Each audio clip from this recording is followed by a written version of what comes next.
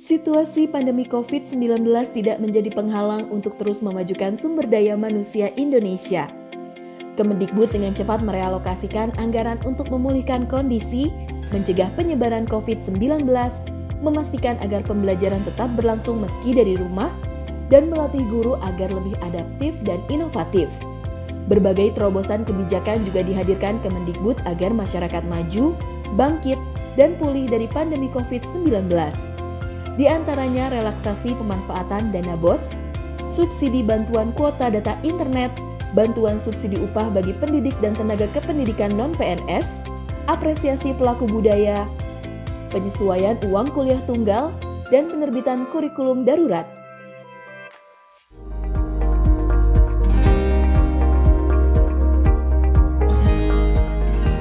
Assalamualaikum warahmatullahi wabarakatuh. Perkenalkan, saya Nurdin Ahmad SPD, Kepala SMP Negeri 1 Banda, Kecamatan Banda, Kabupaten Maluku Tengah, Provinsi Maluku. Selama masa penetapan status kedaruratan kesehatan masyarakat COVID-19 yang ditetapkan oleh pemerintah pusat, sekolah kami dapat menggunakan dana BOS reguler, yakni pembiayaan langganan daya dan jasa dapat kami gunakan untuk pembelian pulsa, paket data, dan atau layanan pendidikan daring berbayar bagi pendidik dan atau peserta didik dalam rangka pelaksanaan pembelajaran dari rumah.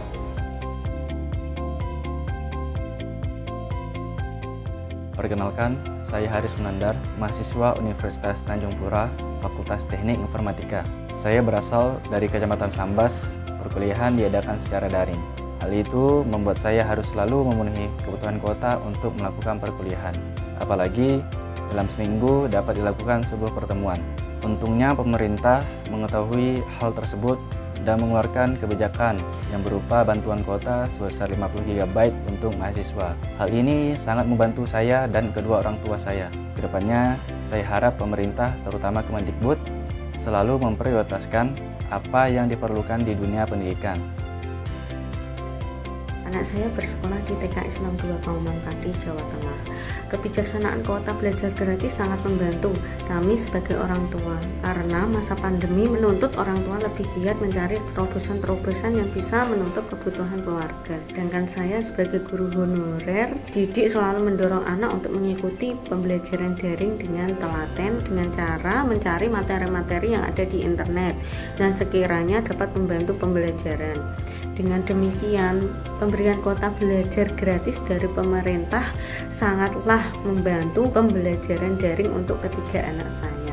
Terima kasih pemerintah, semangat selalu anak-anak Indonesia.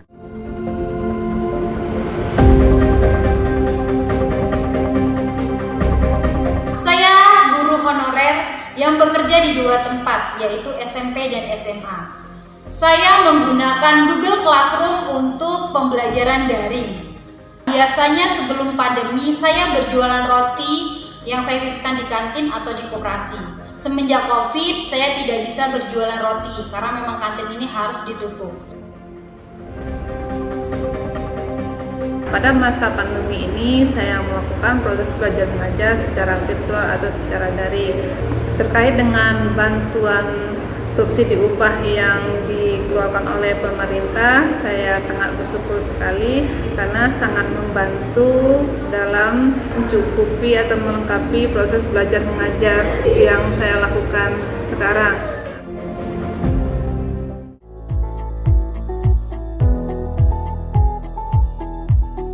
Saya Andi Malewa, saya pendiri Institut Musik Jalanan. Aku ingin nyanyikan lagu. Sebelum ada pandemi, musisi-musisi jalanan itu kan bisa main di berbagai tempat, ruang-ruang publik, mall, area-area wisata, bahkan di stasiun MRT Jakarta gitu. Tapi sejak ada pandemi, praktis semua tempat ini ditutup, sehingga kami harus memikirkan bagaimana cara-cara yang harus kita tempuh agar bisa tetap survive. Di tengah pandemi ini, kami nih, pelaku seni budaya ini, ternyata tidak berjalan sendiri gitu. Ada peran pemerintah yang membantu kita dan mendorong kita dengan stimulus agar kita tetap bisa melakukan hal-hal kreatif. banyak sekali teman-teman musisi jalanan dari IMJ itu yang terbantu karena adanya program-program bantuan dari pemerintah. Seniman-seniman budayawan itu bisa kembali melanjutkan pertunjukan-pertunjukan yang sepanjang tahun ini berhenti karena berkesenian, bermusik, dan kegiatan-kegiatan lainnya itulah yang menurut saya tuh bisa menjaga kewarasan kita di tengah pandemi. Sekali lagi saya mengucapkan terima kasih kepada Dirjen Kebudayaan Kementerian Pendidikan dan Kebudayaan Republik Indonesia atas bantuan yang selama ini diberikan kepada kami semua pelaku seni budaya di Indonesia. Semoga ini menjadi berkah untuk kita semua.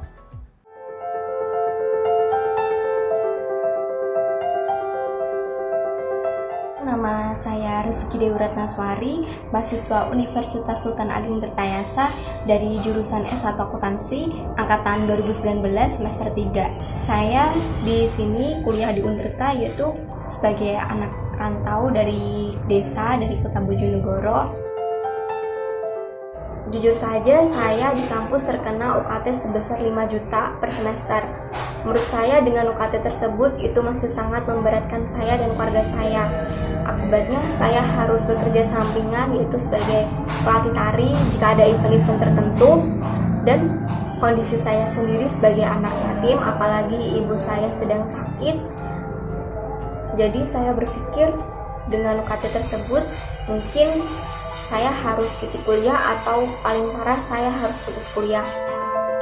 Saya mendengar adanya kebijakan yang dikeluarkan oleh Kemendikbud mengenai penurunan UKT, akhirnya saya ikut mendaftar ke kampus dengan sesuai kategori saya, yaitu kategori anak yatim. Dengan alhamdulillahnya akhirnya UKT saya bisa turun dari 5 juta menjadi 2.100.000.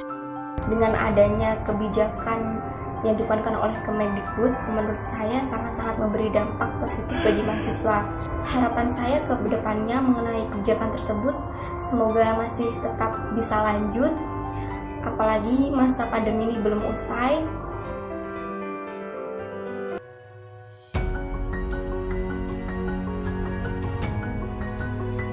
Nama saya Nurul Mahbubah, guru di SMA Negeri 1 Batu Ampar, Tanah Laut, Kalimantan Selatan. Saya sudah mengabdi sebagai guru selama 12 tahun, mengajar mata pelajaran sosiologi. Pada saat ini, saya juga mendapat tugas sebagai pendamping guru penggerak. Banyak persoalan yang muncul yang kita hadapi, saya pribadi sebagai guru, orang tua, ataupun siswa, sebelum dikeluarkannya kebijakan kurikulum darurat. Guru hanya berfokus pada penyelesaian penuntasan kurikulum, sehingga pada kondisi tersebut, siswa akan merasa terbebani. Walaupun PJJ, walaupun pembelajaran jarak jauh, guru harus tetap menyelesaikan kompetensi apa yang harus mereka capai. Begitu juga untuk orang tua. Orang tua tidak semuanya bisa mendampingi anak belajar di rumah. Dengan kebijakan tersebut, saya lebih mendapatkan fleksibilitas. Ini membuat saya tidak begitu terbebani. Begitu juga kepada siswa saya. Mereka pasti akan lebih memunculkan kreativitas. Mereka bebas memberikan apa yang mereka punya, berkarya, memberikan apa yang mereka miliki ketika di masa sekarang. Nah, dengan kondisi tersebut tergambar jelas bahwa ketika kurikulum darurat dikeluarkan, ini memberikan sebuah manfaat besar baik bagi guru, siswa maupun orang tua.